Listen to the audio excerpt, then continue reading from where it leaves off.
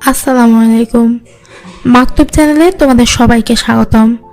সাথে আছি নোহা।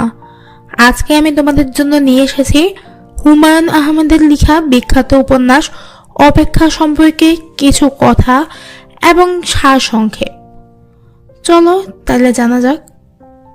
হুমায়ুন আহমেদের অন্যান্য উপন্যাসের মতোই এই উপন্যাসটির প্রেক্ষাপট একটি মধ্যবিত্ত পরিবারকে ঘিরে। মধ্যবিত্তদের টানাপোড়েন যেমন রয়েছে, উপন্যাসটিতে ঠিক তেমনি প্রিয় মানুষের প্রতি একজন মানুষের অকৃত্রিম যে ভালোবাসা তারও বহিঃপ্রকাশ ঘটেছে চরিত্রগুলোর মাঝে। হুমায়ুন আহমেদের উপন্যাসগুলো সাধারণত ছোট হলেও অপেক্ষা উপন্যাসটির আকারে বেশ বড়। এই পৃষ্ঠা সংখ্যা 220। চলো তাহলে এবার উপন্যাসটির সারসংক্ষেপ জানা যাক। স্ত্রী সুরাইয়া আর 5 বছরের সন্তান ইমনকে নিয়েছিল হাসানুজ্জামানের ছোট পরিবার। তাদের এই সংসারে তাদের সাথে থাকতো হাসানুজ্জামানের ছোট ভাই ফিরোজ। মাঝে মাঝে কয়েকদিনের জন্য তাদের মা বেড়াতে আসতো। একদিন অফিসে যাওয়ার পর আর ফিরে আসেন না হাসানুজ্জামান। নানানভাবে খোঁজাখুঁজির পরও তাকে খুঁজে পাওয়া যায় না, কিন্তু সুরাইয়া বিশ্বাস করে তার স্বামী একদিন ফিরে আসবে, আর এই অপেক্ষাতেই সে বছরগুলি পার করে দেয়।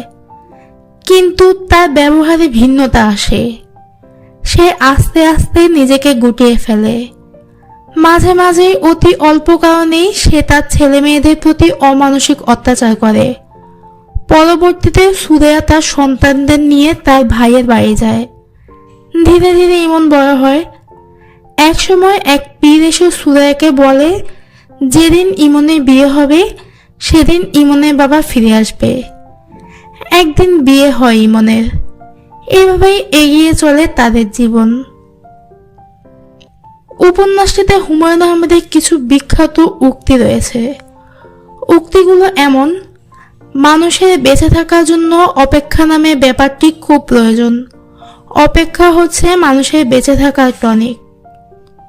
খুব খারাপ সময়ের পরেই খুব ভালো সময় আসে, এটা জগতের নিয়ম। প্রকৃতি যাকে দেবার তাকে উজাড় করে দেয়, যাকে দেবার না তাকে কিছুই দেয় না। ছেলে পাগলের চেয়ে মেয়ে পাগল ভয়ঙ্কর। সত্যি কথা শুনতে সব সময় চিরতার পানির মতো লাগে। হাসলে মেয়েদের যত সুন্দর লাগে, হাসি চেপে রাখলে তার চেয়ে 10 গুণ বেশি সুন্দর লাগে। আমি চেষ্টা করব বইটির অডিও খুব তাড়াতাড়ি আমার চ্যানেলে নিয়ে আসতে।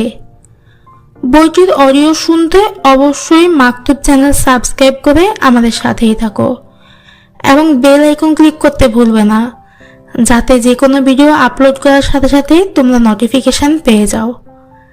এতক্ষণ ধরে আমার কথাগুলো শোনার জন্য তোমাদের অসংখ্য ধন্যবাদ।